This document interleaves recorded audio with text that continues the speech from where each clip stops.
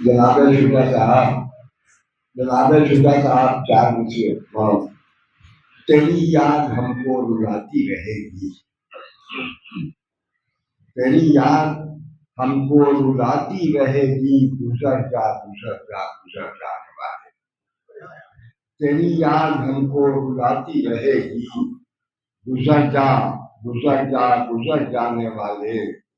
और जगह के जमाने को तू सो गया है, जगह के जमाने को तू सो गया है, तेरा नाम जिंदा है मर जाने वाले। गुजर जा गुजर जा गुजर जाने वाले, गुजर जा गुजर जा गुजर जाने वाले। और जगह के जमाने को तू सो गया है, तेरा नाम जिंदा है मर जाने वाले। चांद से और जब फजाओं में सदाएं गूंजती हैं उनके मातम की, फजाओं में सदाएं गूंजती हैं उनके मातम की, है जिनका खून पाकीज़ा वो ताहिर आने वाले हैं। फजाओं में सदाएं गूंजती हैं उनके मातम की, है जिनका खून पाकीज़ा वो ताहिर आने वाले हैं। और कहा रिजवान ने जन्नत में बिछा दो फर्श राहत की, कहा रिजवान ने जन्नत में बिछा दो फर्श राहत के, गमे शहके थके मांदे मुसाफिर आने वाले हैं। फजाओं में सदाएं गूंजती हैं उनके मातम की, है जिनका खून पाकीज़ा वो ताहिर आने वाले हैं। और कहा रिजवान ने जन्नत में बिछा दो फर्श राहत के, हमेशा के थके मांदे मुसाफिर आने वाले।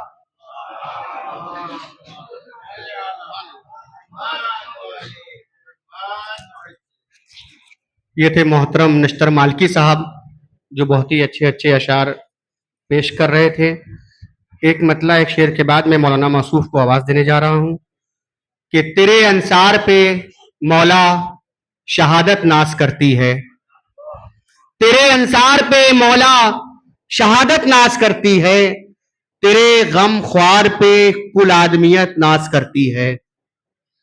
तेरे अंसार पे मौला शहादत नाज करती है, तेरे गम ख्वार पे कुल आदमियत नाज करती है। और अज़ादारे हुसैन इब्ने अली जब दफन होता है, अज़ादारे हुसैन इब्ने अली जब दफन होता है, जमी पलकें बिछा देती है तुरबत नाज करती है। अज़ादारे हुसैन इब्ने अली जब दफन होता है, जमी पलकें बिछा देती है तुरबत नाज करती है। इसी के साथ मैं बहुत ही अदब व एहतराम के साथ आली जनाब मौलाना जुल्फ़िकार साहब क़िबला से गुजारिश करूंगा कि मिंबर पे तशरीफ लाएं। जो हाजरात बाहर खड़े हुए हैं या जो पीछे बैठे हैं उनसे भी गुजारिश है कि आप आगे आ जाएं, जो बाहर हैं उनसे गुजारिश है आप अंदर बैतुस्सलात पे तशरीफ लाएं। बाआवाज़े बुलंद सलवात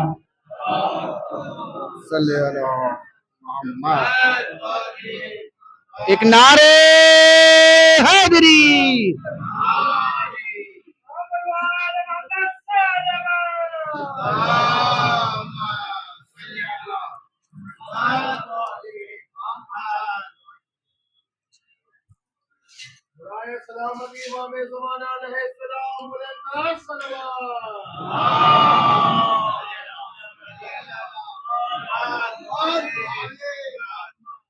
अल्लाह मन क़रा अल फातिहा।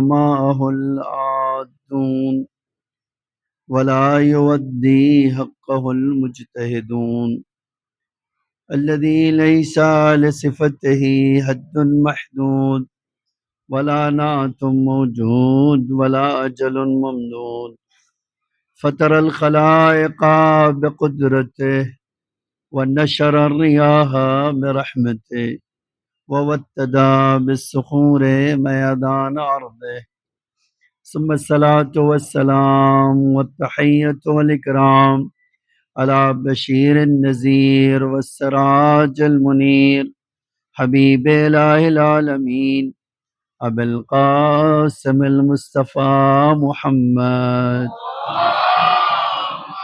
صلی اللہ علیہ وسلم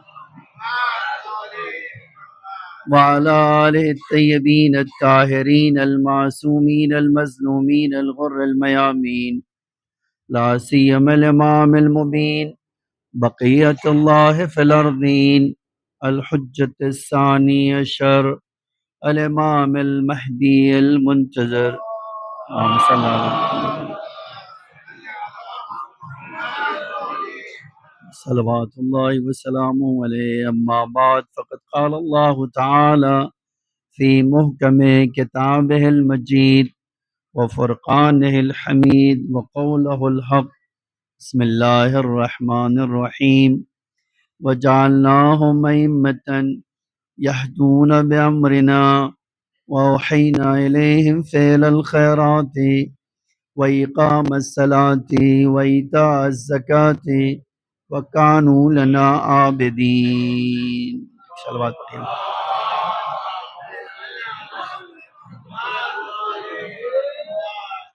ایک سورہ حمد اور 3 مرتبہ سورہ توحید پڑھ کے مرحوم سید قمر عباس ابن توکل حسین کی روح کو ایصال فرمائیں.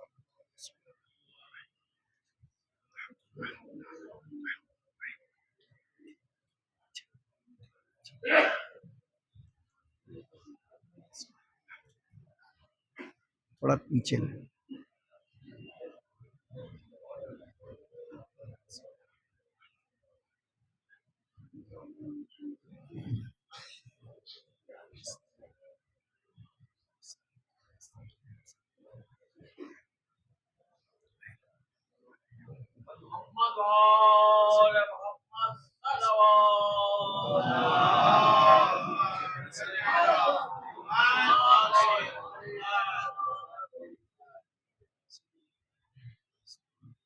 ایک اور صلوات پڑھیے محمد وآل محمد.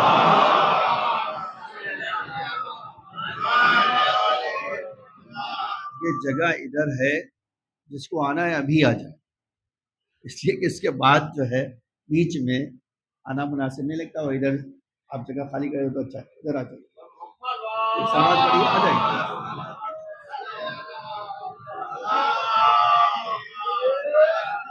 دیکھیے بھاگ تو سکتے نہیں ہیں آپ، تو آپ جگہ ہے ادھر آ جائیے. اگر بھاگنے کا ارادہ ہے تو آپ جان لیجیے بھاگ سکتے نہیں ہیں. آئیے، اور بھی کسی کو آ رہا ہے تو ادھر آ جائیے.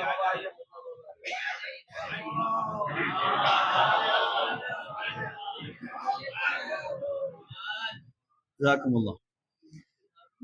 سورہ انبیاء کی 73 نمبر کی آیت میں نے پڑھی ہے، جس میں اللہ تعالیٰ ارشاد فرماتا ہے وَجَعَلْنَاهُمْ أَئِمَّةً، اے انسانوں ہم نے تمہارے لیے ائمہ بنائے، امام بنائے.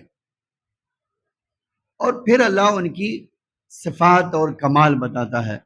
یہدون بامرنا، جو ہمارے امر سے ہدایت کرتے ہیں. وَأَوْحَيْنَا إِلَيْهِمْ فِعْلَ الْخَيْرَاتِ، اور ہم نے ان کو وحی کی ہے ہر نیک و خیر اعمال کی، ہم نے انہیں وحی کی ہے. وَإِقَامَ الصَّلَاةِ، اور ہم نے انہیں نماز قائم کرنے کی وحی کی ہے. وَإِيتَاءَ الزَّكَاةِ، اور ہم نے انہیں زکوٰۃ دینے کی وحی کی ہے. وَكَانُوا لَنَا عَابِدِينَ، اور بے شک وہ ہمارے عبادت گزار بندے تھے. ایک اور صلوات پڑھیے محمد وآل محمد.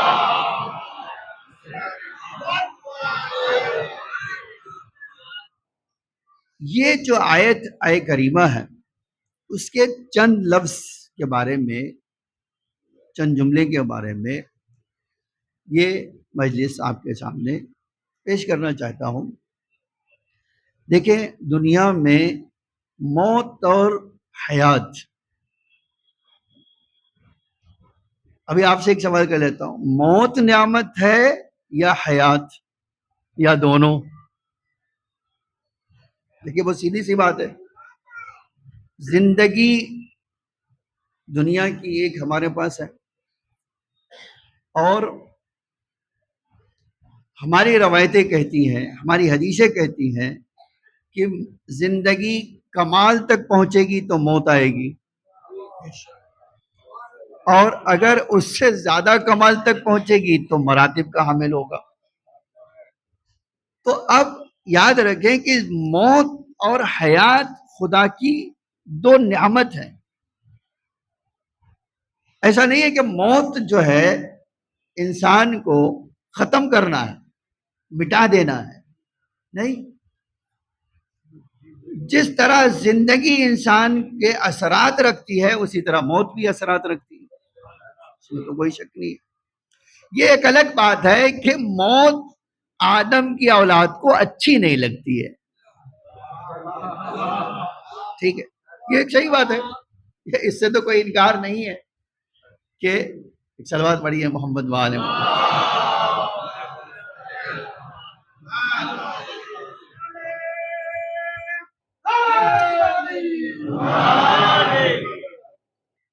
تو کوئی بھی انسان کو موت اچھی نہیں لگتی،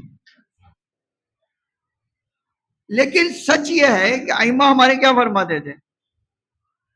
کہتے تھے انسانوں جانو تم، الدنیا للمؤمن سجن، اے ہمارے چاہنے والوں، اے اہل بیت کے دوستداروں، یہ مولا فرما رہے ہیں کہ مومن کے لیے دنیا کی زندگی تو جیل میں رہنا ہے۔ اب آپ سے پوچھوں میں کہ آپ کو جیل میں رہنا پسند ہے یا آزاد؟ اب تو کوئی نہیں کہے گا کہ مجھے جیل میں رہنا پسند ہے، لیکن اسی کے مقابل میں جب آپ کہہ دیں کہ یہ تو حدیث ہے نا، یہ تو میرے اور آپ کے ذہن کی ایجاد نہیں ہے، کوئی فکر کر کے میں نے یہ بات نکالی نہیں ہے، یہ ایک حقیقت ہے جس کو بیان کرنے والا کون ہے؟ اللہ اور اس کا رسول۔ آج قرآن بھی آپ دیکھ لیجئے، وَمَا عِندَكُمْ تَنْفَدْ، اے انسانوں یاد رکھنا جو کچھ تمہارے پاس دنیا میں ہے وہ ختم ہوگا، جو کچھ ہے تمہارے پاس ختم ہوگا۔ وَمَا عِندَ اللَّهِ خَيْرٌ وَأَبْقَى، اور جو اللہ کے پاس ہے وہ باقی بھی رہے گا، اچھا بھی ہے۔ تو موت تو انسان کو اچھی لگنی چاہیے، لیکن موت کیا ہے؟ سب کے لیے کڑوی ہے۔ اب یہ اگر واقعاً حسن کا لال نہ ہو تو ہمیں مٹھاس پتہ ہی نہ چلتی، موت کی مٹھاس تو خالی انہوں نے بتا دیا، ورنہ سچ یہ ہے کہ موت کی کڑواہٹ کسی کو بھی پسند نہیں آتی ہے نا، ایک بات۔ تو اب میں آنا چاہتا ہوں اس بات کی طرف، آپ دین ہمارا ہمیں کہاں لے جانا چاہتا ہے نا، ایک سوال کہ دین ہمارا وہ ہمیں کہاں لے جانا چاہتا ہے؟ آیا دین ہمارا جو ہے، ایک صلوات پڑھیے محمد وآل محمد۔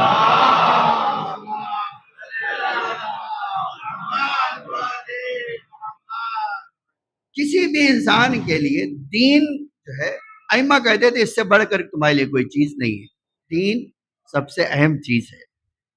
اسی لیے جب کسی نے پوچھا، مولا سے پوچھا کہ میرے آقا بتائیے کہ انسانی زندگی میں سب سے گرا قدر چیز ہے کیا؟ کون سی چیز سب سے زیادہ مہنگی ہے، قیمتی ہے؟ تو اسے جواب دیا الایمان باللہ، یہ اللہ کے اوپر ایمان رکھنا، یہ انسانی زندگی میں سب سے قیمتی چیز ہے۔ اسی کو امام پیغمبر نے فرمایا، زندگی کس کا نام ہے؟ ان الحیات عقیدۃ و جہاد، تمہاری زندگی نام ہی دو چیز کا، یا عقیدہ یا جہاد۔ لیکن جہاد کا مطلب وہ نہیں ہے جو ہمارے ذہن میں جیسے ہی لفظ جہاد سنتے ہیں، اتنا دشمنوں نے اس جہاد کو نگیٹو پروپیگنڈا کیا ہے کہ جیسے ہی ہم سنتے ہیں فوراً ذہن میں آتا ہے تلوار لے کے باہر نکل آنا، جبکہ جہاد کیا ہے؟ اپنی خواہشات سے لڑنے کا نام بڑا جہاد ہے یہ تو بڑا جہاد ہے کہ انسان کے لیے کہ اپنے نفس سے لڑ لے. اب یہ جو آیت میں نے پڑھی ہے، امام فرماتے ہیں، اور ہمارے لیے، آپ کے لیے، امام اس ذات کا نام ہے. امام حقیقت میں اس معرف کی بلندی کا نام ہے جس کی حقیقت تک کوئی رسائی حاصل نہیں کر سکتا. کوئی بھی آدمی امام کی حقیقت کو درک نہیں کر سکا. اب آپ اس آیت کو اگر پڑھیں، وَجَعَلْنَاهُمْ أَئِمَّةً، اے انسانوں، ہم نے انہیں تمہارا رہنما قرار دیا، آگے آگے چلنے والا قرار دیا. اب آپ زندگی دیکھ لیجئے اپنی، میری اور آپ کی زندگی.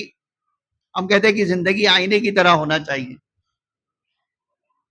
کوئی اگر کسی کی زندگی میں کوئی پیچ نہ ہو تو اس کو چھپانا کہے گا. کوئی پیچ ہوتا ہی تو چھپاتا ہے نا انسان. تو انسانی زندگی میں کیا چیز اہمیت ہے آپ کے نزدیک؟ میرے نزدیک سب سے زیادہ اہمیت کیا ہے؟ ہم نے آپ کو جواب میں کہا کہ عقیدہ. ٹھیک ہے، عقیدہ کیا ہے؟ عقیدہ اس آیت میں اللہ کہہ رہا ہے کہ عقیدہ یہ ہے کہ تم اپنی زندگی میں اپنے امام کو آگے رکھو. یہی عقیدہ ہے تمہارا. تو اب ایک سوال ہے کہ آپ نے میں نے کتنا امام کو آگے رکھا ہے؟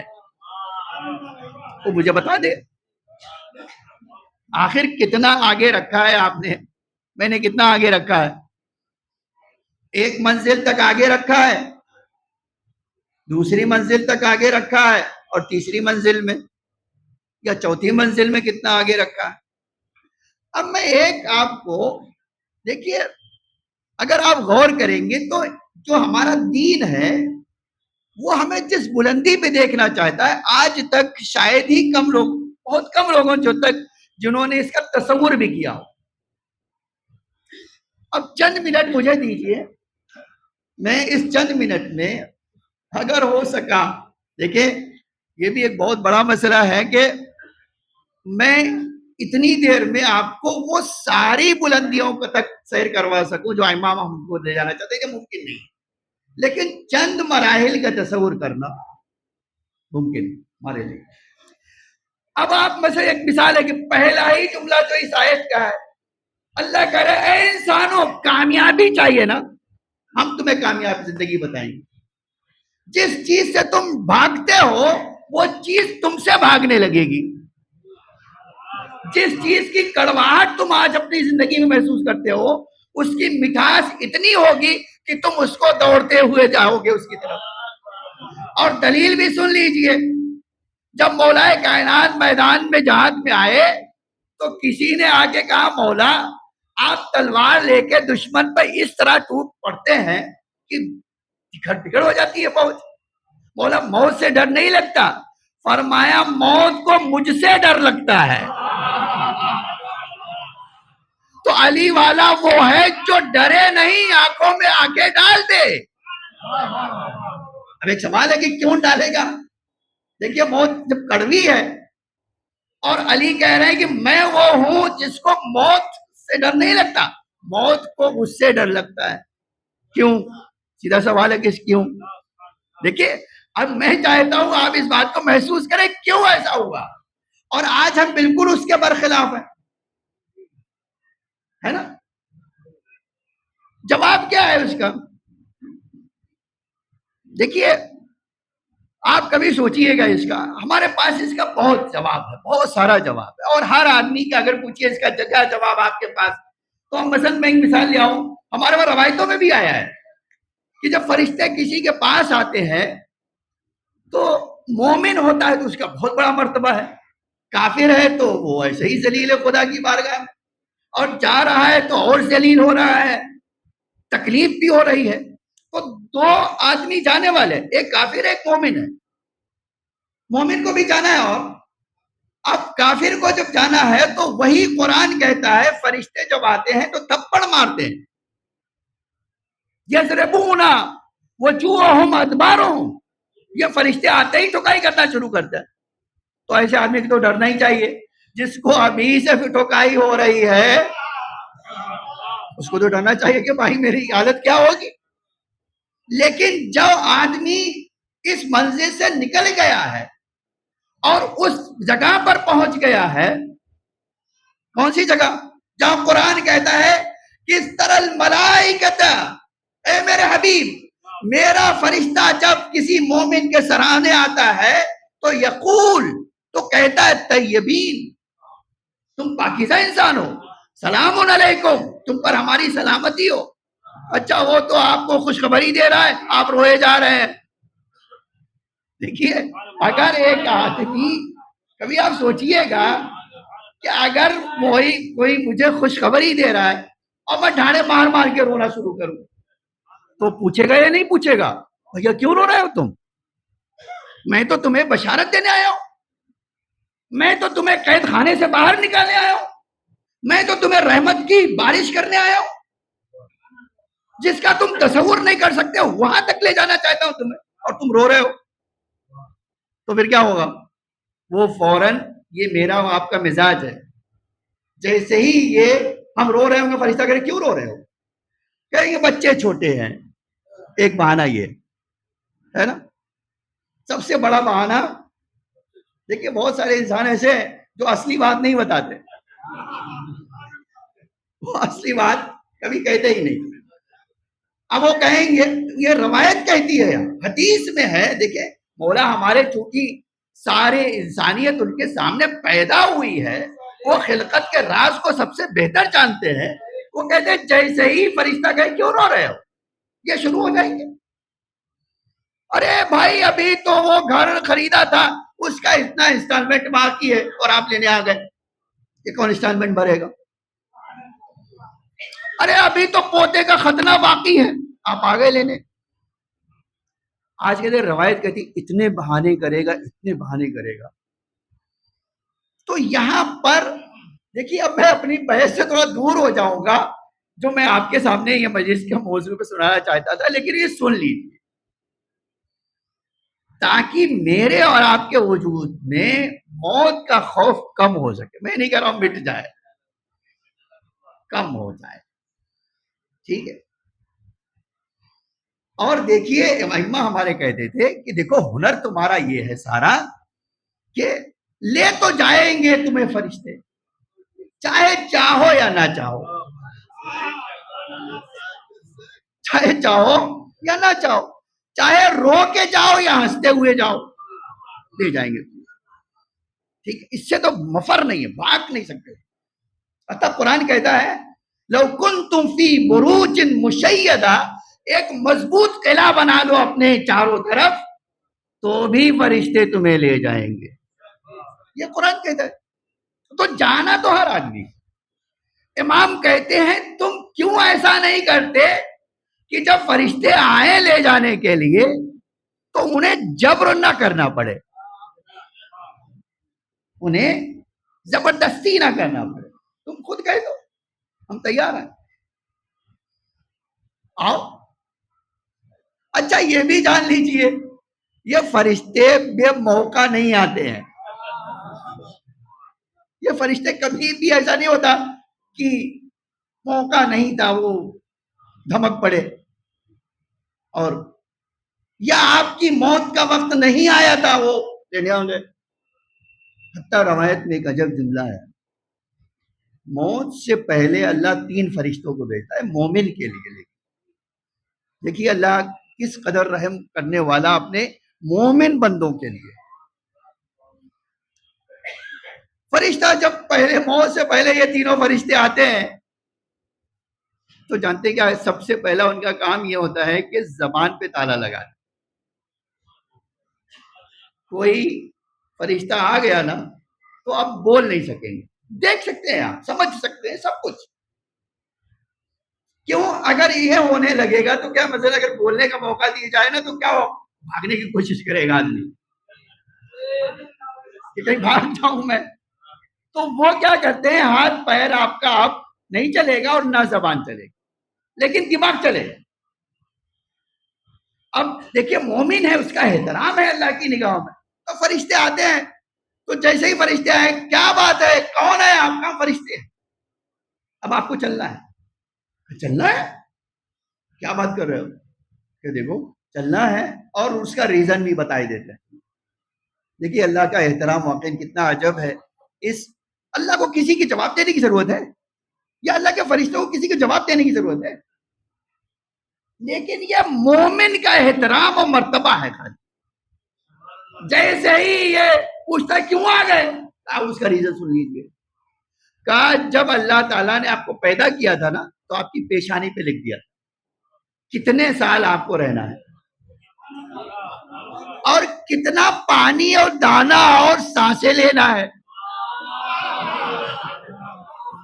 دیکھیے یہ ساری چیزیں اللہ نے تمہارے لیے مہیا کر دی. دانا تمہارا، پانی تمہارا اور سانس. کتنی آکسیجن تمہیں لینا ہے. یہ کرونا نے ہمیں سمجھا دیا کہ آکسیجن ضروری ہے. ٹھیک ہے. فرشتہ کہتا ہے خدا کی قسم اللہ نے مجھے پہلے تمہارے پاس آنے سے پہلے ساری دنیا میں بھیجا میں تلاش کروں کہیں تمہاری قسمت کا ایک دانہ ہے.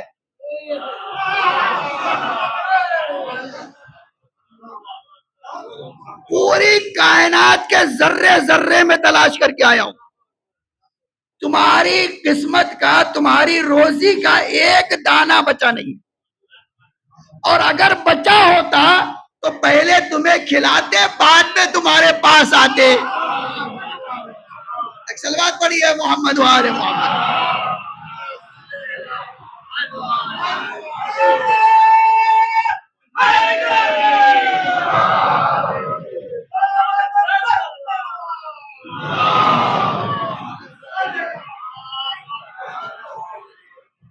پھر دوسرا فرشتہ آتا ہے کہتا بھائی ہم پانی والے فرشتے ہیں. خدا کی قسم ایک قطرہ پانی اگر ہوتا، اللہ نے ہمیں تمہیں بتانے کے لیے بھیجا کہ تمہاری قسمت کا ایک قطرہ پانی اب باقی نہیں بچا. تیسرا فرشتہ آتا ہے، وہ کہتا ہے بھائی یہ جو آکسیجن لے رہے ہو نا، آخری سانس لینے کے لیے بھی تیار ہو جاؤ.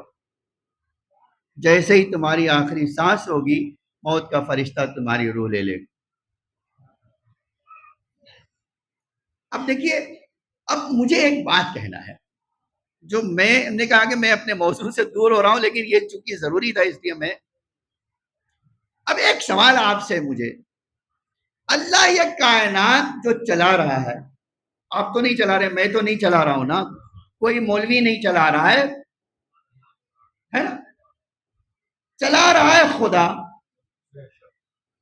اور اگر دلیل چاہتے ہیں نا میں آپ کو دلیل سورہ مریم پڑھیے 93:9 ان کل من فی السماوات والارض الا آتی الرحمن عبدا. اے انسانو جان لو ذرہ ذرہ سے بڑی بڑی چیزیں، آفتاب و آسمان و زمین اور پہاڑ و شجر و مجر و سب چیز غلامی کرتی ہے میری. یہ اللہ کہہ رہا ہے قرآن میں میری غلامی کرتی ہے، اور یہ بھی غلامی میری رحمت کی بنا پر کرتی ہے، غضب کی بنا پر نہیں کرتی ہے. یہ جملہ قیامت کا ہے یہاں کہ جو میری اطاعت کرتی ہے وہ غصے کی بنا پر نہیں، میری رحمت کا تقاضا ہے اور وہ دوڑتا ہے میری اطاعت کے لیے. یہ سورہ مریم کی آیت نمبر 93 ہے، اب جا کے دیکھ لیجئے. تو کائنات خدا چلا رہا ہے کیسے؟ رحمت سے یا غضب سے؟ رحمت سے. آپ اسی دعائے جوشن کبیر میں جملہ پڑھتے ہیں یا من سبقت رحمتہ غضب. اے وہ خدا جس کی رحمت اس کے غضب پر حاوی ہے. اسی لیے تو ہم دیکھتے ہیں اتنے بڑے بڑے مجرم جرم کرنے کے باوجود ان کے پیشانی پہ بل نہیں پڑتا. کیوں؟ اس لیے جانتے ہیں جس خدا کی بارگاہ میں جا رہے ہیں اس کے غضب سے زیادہ اس کی رحمت حاوی ہے. اب ایک مثال لے آتا ہوں، یہ بھی قرآن کی مثال، اور 29ویں پارے میں دیکھیے باپ کی اہمیت سائے کی طرح ہوتی ہے. ابھی آپ نے شعر میں سن لیا, ایک سائبان ہے واقعہ, نو ڈاؤٹ, اس میں کوئی شک نہیں ہے کہ باپ کا سایہ ایک چھتری کی طرح ہو جو دھوپ اور چھاؤں سے انسانوں کو بچاتا, اس میں تو کوئی شک ہی نہیں ہے. خوب, اب ایک بندہ اس دنیا سے باپ ہے, یہ باپ جو ہے کوشش کرتا ہے, طرح طرح کی کوششیں کرتا ہے. آپ کبھی سوچئے کہ بھئی اللہ کی بارگاہ میں کوئی بندہ جب جاتا ہے تو اس کی شان کیا ہوتی ہے. پھر ایک دوسری بات جو میں آپ کے سامنے کہنا چاہتا ہوں, اور آپ اس پہ غور کیجیے, آپ کس قدر, کبھی آپ سوچئے صبح سے شام تک جفا کشی کرنا, روزی حلال روزی لانا, ان کی پریشانیوں میں پریشان رہنا, ان کو تعلیم دلانا, ان کی شادی کروانا, اور زندگی بھر اس فکر میں رہنا کہ میرا بچہ کامیاب ہو جائے. نہیں, کوئی ہے جو باپ ہو اور یہ کہے کہ میں چاہتا ہوں میرا بچہ ناکام ہو جائے؟ تو ہو ہی نہیں سکتا. ہم کہیں گے یا تو باپ نہیں ہے, یا تو باپ نہیں ہے جس کو یہ فکر نہ ہو کہ میرا بچہ کامیاب ہو جائے, ٹھیک ہے, یا پھر اس کو دھوکا ہو گیا ہے باپ ہونے پر. یہ کیسے ہو سکتا ہے کہ, ہے نا. تو ایک باپ جو ہے جب سے باپ بنتا ہے اس کی ساری فکر جو ہے ایک ہی رہتی ہے کہ کیسے میں اپنے بچے کو کامیاب بناؤں, ہے نا, کیسے اس کو کامیاب بنا دوں. اچھا, یہ حق بھی ہے کہ بھائی آپ کوشش کریں کہ آپ کا بچہ کامیاب ہو جائے. اب کامیاب بنانے کے لیے آپ نے ساری کوششیں کر لی, چھوٹی سی بڑی سی کوشش کر لی. اب آپ کو اطمینان ہو جانا چاہیے کہ بھیا مجھ سے جو ہو سکتا تھا میں نے کر لیا, ہے نا. لیکن آپ کی جہاں کوشش ختم ہوتی ہے وہاں خدا کی کوشش شروع ہوتی ہے. بھائی دیکھیں, آپ چاہے جتنے بڑے ہوں, رحمت کرنے والے, مہربانی کرنے والے, اچھے باپ ہوں, ہمدرد ہوں, تعلیم دلانا, سب کرنا چاہیں, لیکن کیا آپ اللہ سے بڑھ کر رحمت کرنے والے؟ یہ تو ہو ہی نہیں سکتا. اسی لیے آپ دیکھیے اللہ کی شان کیا ہے. یہ دنیا کائنات اللہ چلاتا ہے نا اپنی رحمت سے. اب تاریخ قرآن کہتا ہے کہ ایک بندہ آئے گا میرے پاس, فیملی والا بندہ ہے, ڈھیر سارے بچے ہیں, ٹھیک ہے. اب آج کے لوگوں کی بات نہیں کر رہا ہوں, کہتے ایک ہی زیادہ ہے, دو کا کی کیا بات, وہ آج نہیں بات کر رہا ہوں. یا اماموں کی بات نہیں کر رہا ہوں کہ امام کہتے تھے کہ تمہیں یہ دخالت کرنے کا حق نہیں, اس لیے کہ جو رحمت سے دینا چاہتا ہے تم غضب سے انکار کرنا چاہتے نہیں, یہ تو نہیں کر سکتے ہو نا. اب آپ اسی کو دیکھ لیجئے. اب تاریخ کہتی ہے, اللہ کہتا ہے قرآن میں کہ یہ بندہ جو میرا بندہ ہے, جو باپ ہے, جس نے 2-4 اولاد پالی ہے, ٹھیک ہے, وہی بندہ جب اللہ کی بارگاہ میں پہنچتا ہے, جب پہنچا وہ تو وہ خود کہتا ہے کہ میں اب اے اللہ تیرا بندہ ہوں, اور میں اب کہاں آ گیا ہوں, آسمان پہ آ گیا ہوں. اے اللہ میں اپنے اعمال کا حساب کتاب دے کر تیرے پاس آیا ہوں. تو یہ سب چیز ہو چکی ہے. کہاں پہنچ گیا ہے؟ میدان محشر میں.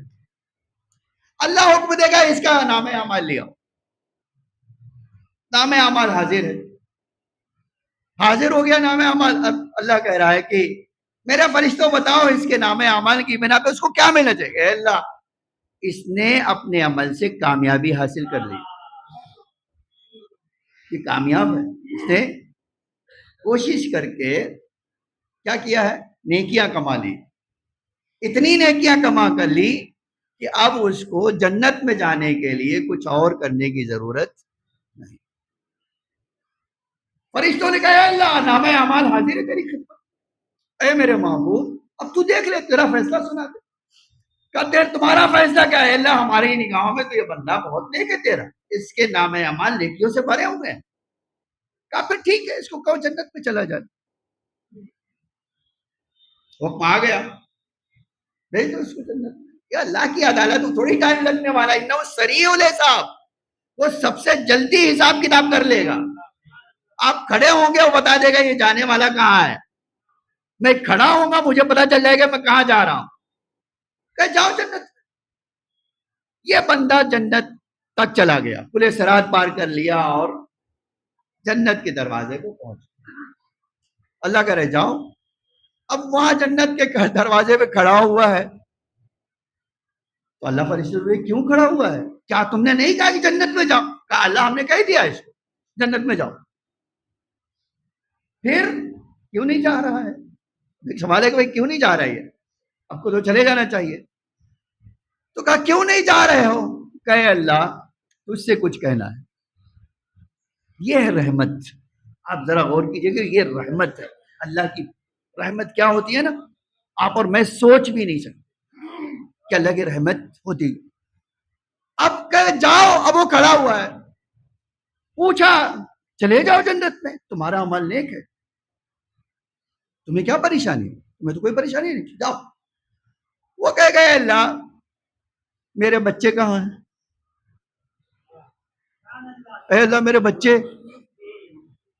دیکھیے یہ ایک تو سیدھی بات ہے نا کہ بھائی بچے کا خیال آیا یا نہیں آیا، گھر والی کا خیال آیا یا نہیں آیا؟ آیا.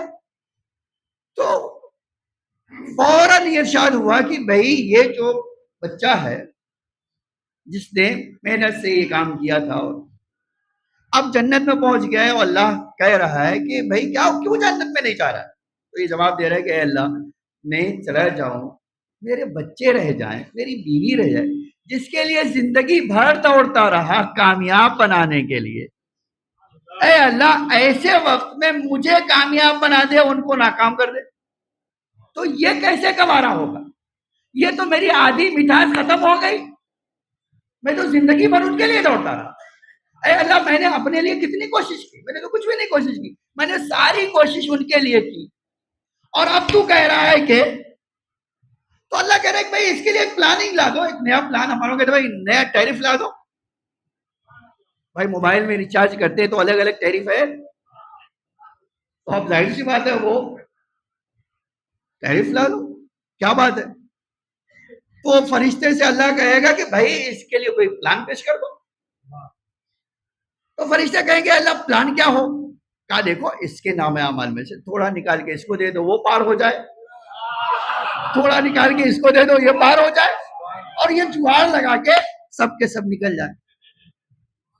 دیکھیں یاد رکھیے گے چونکہ اللہ کائنات کو اپنی رحمت سے چلاتا ہے اس لیے معافی کے لیے بہانہ ڈھونڈتا ہے. یاد رکھیے گا یہ بہانہ معافی کے لیے ڈھونڈتا. ایک معافی کا بہانہ یا ایثار ثوابی ہے. اس جانے والے کا کیا کام ہے اس میں؟ اس کو کچھ نہیں کام. اس کے وارث درد میں مبتلا ہوئے، اللہ کہہ رہا ہے اسی درد کا نتیجہ ہے کہ اس کو معاف کروں گا. یہ ہے رحمت اللہ. اب فرشتے کہتے ہیں اللہ یہ پلان تیرا ٹھیک ہے، جاؤ اس کے بچوں کا لیا فائل لیا ہے، بیوی بچے کی سب کی فائل آ گئی. کہتے ابھی کام کرو، وہ تو دروازے پہ کھڑا ہے تو واپس آنا نہیں ہے، جو جنت پہ گیا وہ تو واپس آئے گا نہیں، اس کے اعمال میں سے کچھ دو اس کو. تو فرشتے کہے اے اللہ یہ ساری پلاننگ کے بارے میں ہم کیلکولیشن کر چکے، اے اللہ اس کے جو کیلکولیشن کرنا تھا اس میں ڈال دے تو یہ ہو جائے گا، اس میں ڈال دے تو وہ ہو جائے گا. اے اللہ ہم سب کر چکے.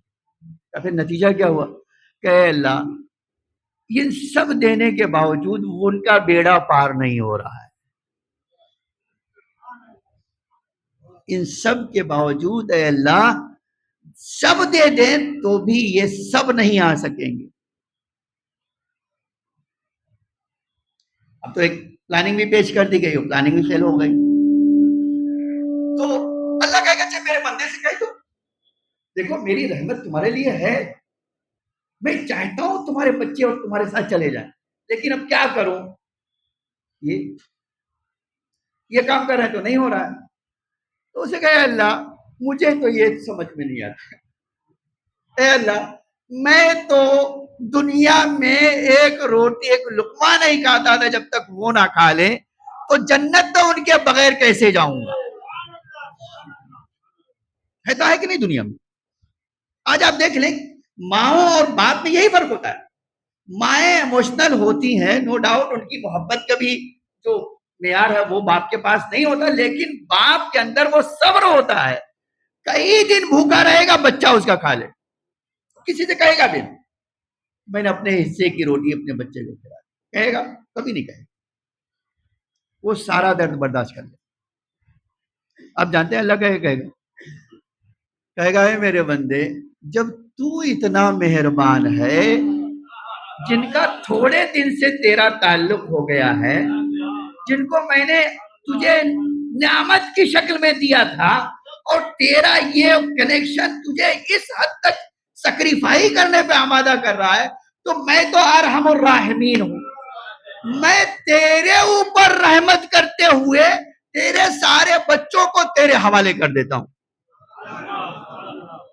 کس کے اوپر رحمت کر رہا ہے؟ باپ کے اوپر. اللہ کیا کہہ رہا ہے؟ تو چونکہ اپنے بچوں پہ رحم کرتا تھا, ان کے کامیابی کے لیے کوششیں کرتا تھا, آج ان سب کو میں تیرے حوالے کر دوں. کس لیے؟ جواب بڑا عجب کا, اس لیے تیرا جنت میں جانا اس احساس کے ساتھ ہو کہ میں خود بھی کامیاب, اپنے بچوں کو بھی کامیاب بنا کے لایا.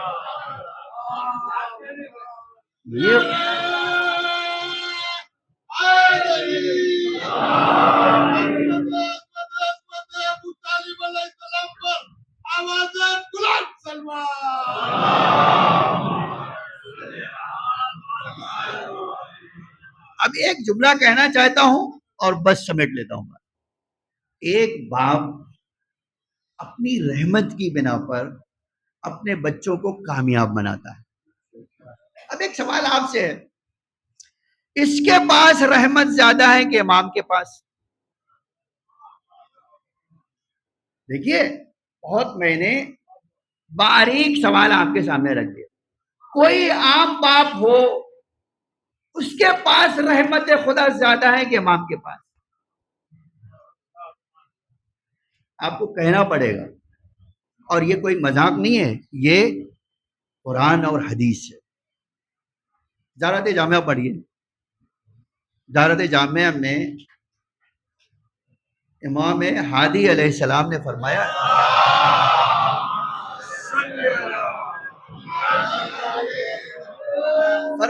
اگر اللہ کی رحمت واسعہ دیکھنا ہو تو امام کو دیکھو.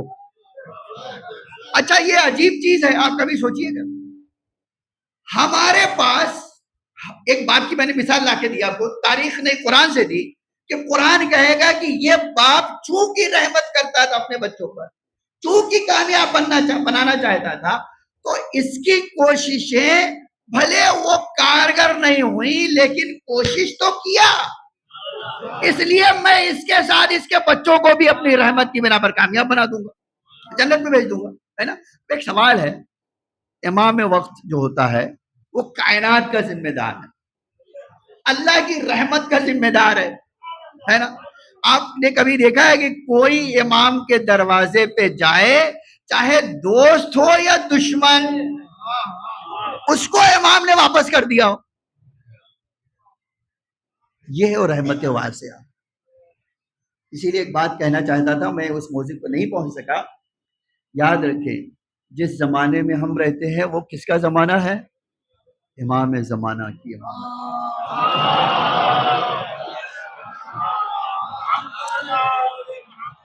اور ہر باپ سے کئی گنا زیادہ, یعنی شاید میں کئی گنا بیان بھی نہیں کر سکتا, اس لیے کہ اللہ کی رحمت کو تو کوئی کاؤنٹ کر ہی نہیں سکتا, اور اللہ کی رحمت واسعہ کا جلوہ امام ہے, تو اس کی رحمت کتنی وسیع ہوگی یہ کسی کو پتا نہیں. تو میں ایک بات آپ سے کہنا چاہتا ہوں کہ ایک باپ جب کوشش کرتا ہے کامیاب بنانے کی, تو اس کی کوشش کبھی کامیاب نہیں ہوتی, ناکام ہو جاتی. لیکن امام کی کوشش کبھی ناکام نہیں ہوتی. آج ہم جو آیت میں نے پڑھی ہے نا، اللہ خود کہتا ہے یہدون بامرنا، یہ وہ ہیں جو ہمارے امر سے ہدایت کرتے. امر سے مطلب جانتے کیا ہے؟ کاری ادھر لب ہلے وہ انسان بنا. اور اس کی دلیل بھی ہے یہاں. آپ دیکھ لیں 9 محرم تک گھور کہاں رہا؟ امام حسین نے صرف ایک جملہ کہا تھا. آج ہمارے وہاں علماء کہتے ہیں ایک جملے سے امام نے اس کو جہنم سے نکال کے جنت میں پہنچایا. وہ کیا؟ وہ بھی یہ کہا کہ تیری ماں تیرے غم میں بیٹھے. آپ اور مجھے یہ تو نگیٹو بات ہے، لیکن اس کے بدلے میں جو اس کے دل میں ہلچل پیدا کی مولا نے، اور اس نے پلٹ کر کہا کہ اے میرے آقا، خدا کی قسم آپ کے علاوہ کسی نے یہ جملہ کہا ہوتا میں اس کی ماں کا نام لے لیتا، لیکن میں کیا کروں، آپ کی ماں وہ ہے جس کا میں نام بھی احترام کے بغیر نہیں لے سکتا. آج ہمارے علماء کہتے ہیں صرف یہی جملہ تھا، پلٹ کے جیسے ہی اس نے یہ کہا کہ میرے آقا آپ کہہ دیں، آپ کو حق ہے، لیکن میں یہ جملہ نہیں کہہ سکتا، اس لیے کہ آپ کی ماں پیغمبر کی بیٹی ہے، اور پیغمبر کی بیٹی کا احترام کے بغیر نام نہیں لیا جا سکتا، تانے میں بھی نام نہیں لیا جا سکتا، تو میں نہیں لوں گا. جانتے امام نے جب آیا وہ پلٹ کے فرمایا آقا میری سمجھ میں نہیں آ رہا تھا، جب کوفے سے نکلا تھا تو مجھے غیبی آواز سنا دی کہ یہ شخص کامیابی کی طرف جا رہا. کہ مولا میرے ذہن میں یہ آواز سن کر آئی کہ ظالموں کا مددگار ہونا کیسے مجھے کامیاب بنائے گا، لیکن اے میرے مولا ان بچوں کی آواز التش نے مجھے بے چین کر دیا. ان بچوں کی صدائیں سن کر میرے وجود میں ایک آگ لگ گئی، اور میں نے ہر چیز چھوڑ دیا. کبھی آپ سوچئے گا کہ بھائی اس نے اس کے لیے سیکریفائی کیا یا نہیں کیا؟ اپنی زندگی مولا کے لیے قربان. اور آج روایت کا جملہ ہے، جب کسی نے کہا اور کانپ رہے ہو، کہا کانپ نہیں رہا ہوں بلکہ جنت اور جہنم کے دہانے پہ کھڑا ہوا رہا. کہا کیسے؟ کہا بتاتا ہوں. وہ پشت خیمہ آیا. جب پشت خیمہ آیا اور بچوں کی آواز سنی، کیسی آواز؟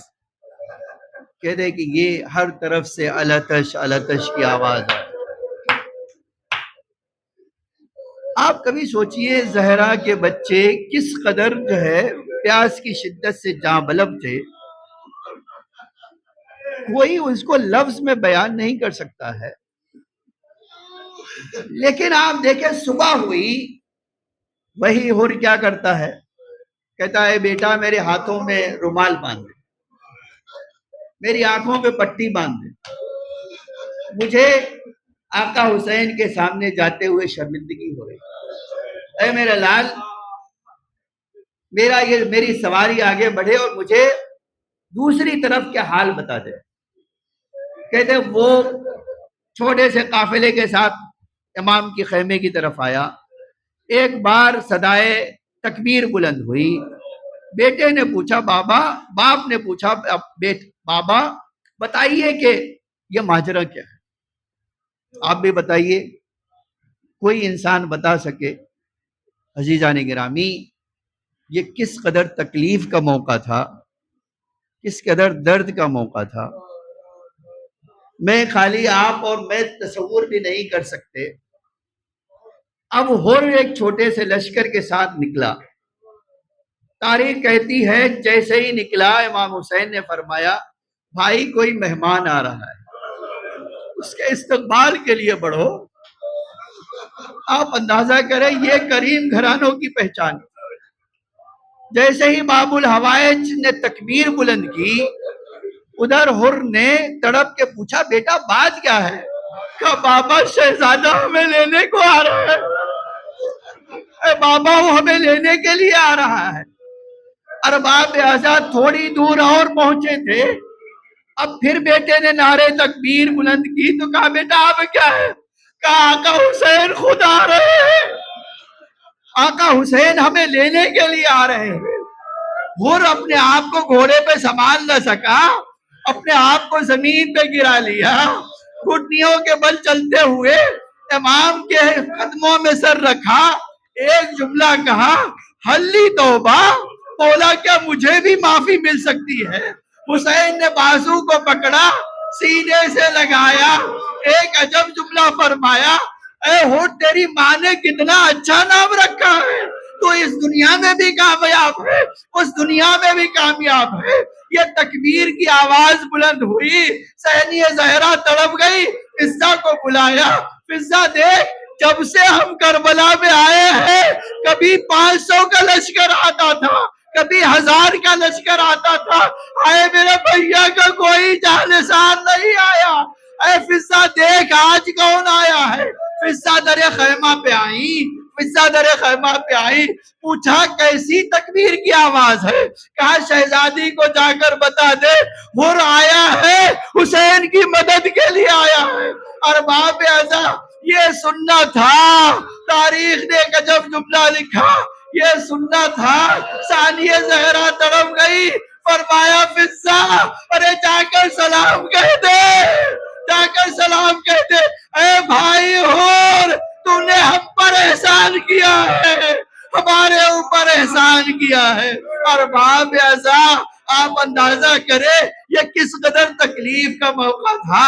اس طرح شہزادی نے جیسے ہی یہ جملہ کہا، تاریخ کہتی ہے ہر نے اپنے سر سے عمامہ پھینکا اور ایک جملہ کہا بی بی مجھے شرمندہ نہ کیجئے، ہائے اس حالت میں پہنچانے والا میں ہی تو ہوں۔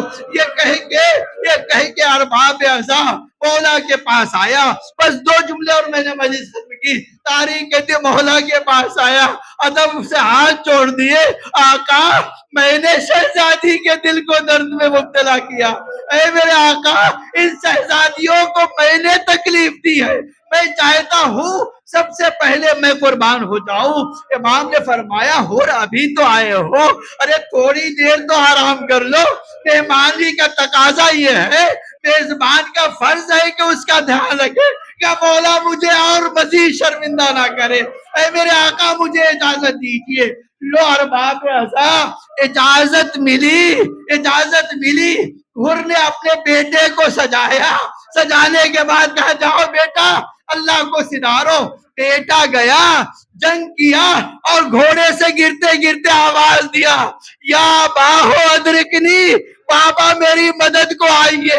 ارباب اعضا یہ آواز حسین نے بھی سنی، ہر نے بھی سنی، ہر جلدی سے گھوڑے پہ بیٹھنا چاہتا تھا، مولا نے لگام پہ ہاتھ رکھ دیا، کہاں جا رہے ہو؟ کیا مولا جوان بیٹا ہے مجھے آواز دے رہا ہے، اے میرا مولا دشمنوں کے لرغے میں ہے۔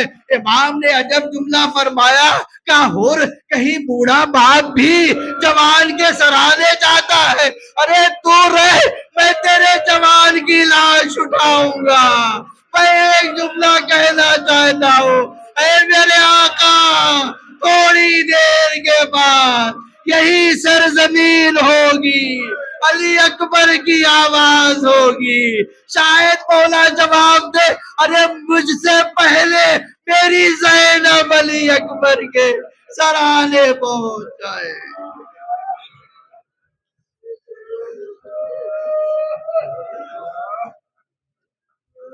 لعنت اللہ علی القوم الظالمین، سیعلم الذین ظلموا ایام ينقلبون۔ الہی بحق زہرا و ابیہا و بالہا و بنیہا وسر المستودع فیہا بعدد ما حاک بہ علمک، اے اللہ ہماری اس مختصر سی عزاداری کو قبول فرما۔ اے اللہ جس مرحوم کے ایصال ثواب کی مجلس اس کے درجات کو بلند سے بلندتر فرما۔ اے اللہ اس کے اعمال کو قبول فرما، اس کے گناہوں کو معاف فرما۔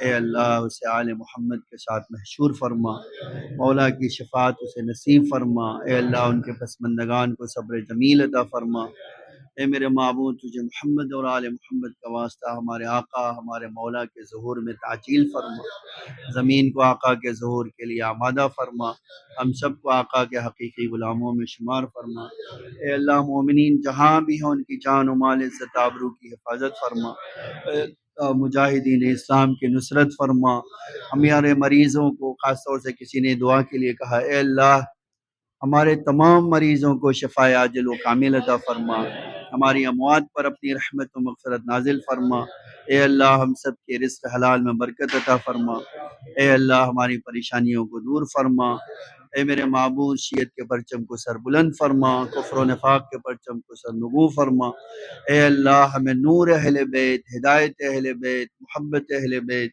اور آخرت میں شفاعت اہل بیت نصیب فرما۔ ایک سورہ حمد اور 3 مرتبہ سورہ توحید پڑھ کے مرحوم سید قمر عباس ابن توکل حسین کی روح کو وصال فرما۔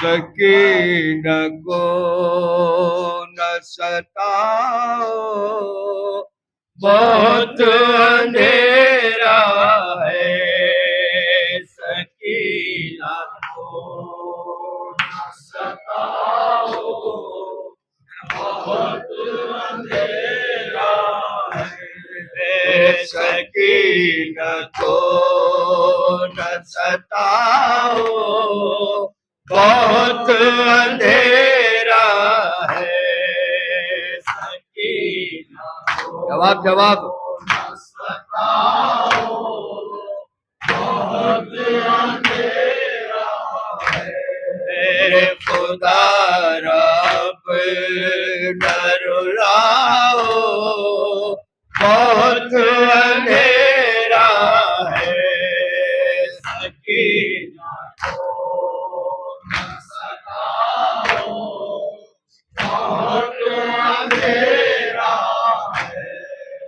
میں اپنے باپ کو مقتل کے ڈھونڈنے آئی، میں اپنے باپ کو مقتل کے ڈھونڈنے آئی، کوئی تو ساتھ میں آؤ بہت اندھیرا ہے، سکینہ کو نہ ستاؤ بہت اندھیرا ہے، خیام شام غریباں کی روشنی نے کہا، خیام شام غریباں کی روشنی نے کہا، سکینہ تم ادھر آؤ بہت اندھیرا ہے، سکینہ کو نہ ستاؤ بہت اندھیرا ہے، کہ میں اپنے باپ مقتل میں ڈھونڈنے آئی میں اپنے پاپا کو مقتل میں ڈھونڈنے آئی کوئی تو ساتھ میں آؤ بہت اندھیرا ہے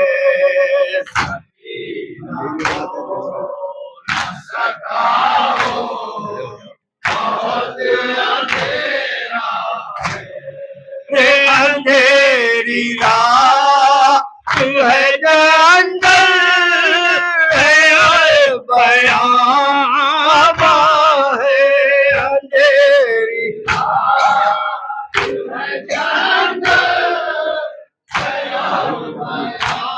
بیاباں ہے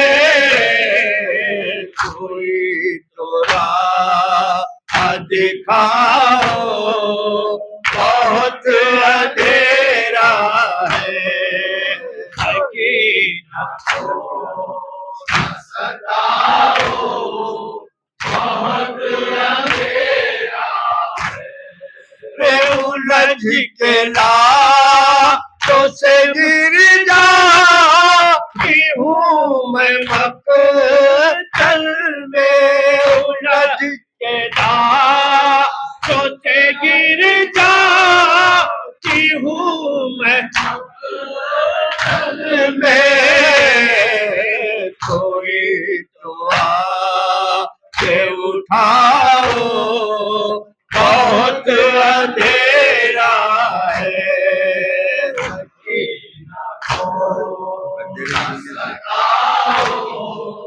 بہت اندھیرا ہے منا کے سینے سے لگ جاؤں گی تیرے بابا کے سینے سے لگ جاؤں گی تیرے بابا کہاں ہو اتنا بتاؤ بہت اندھیرا ہے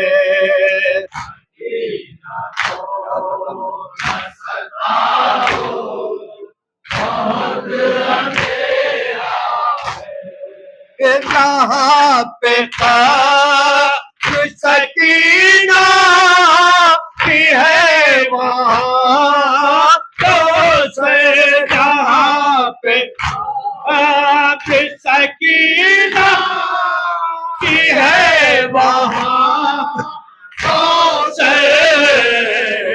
چراغ جلاؤ بہت اندھیرا ہے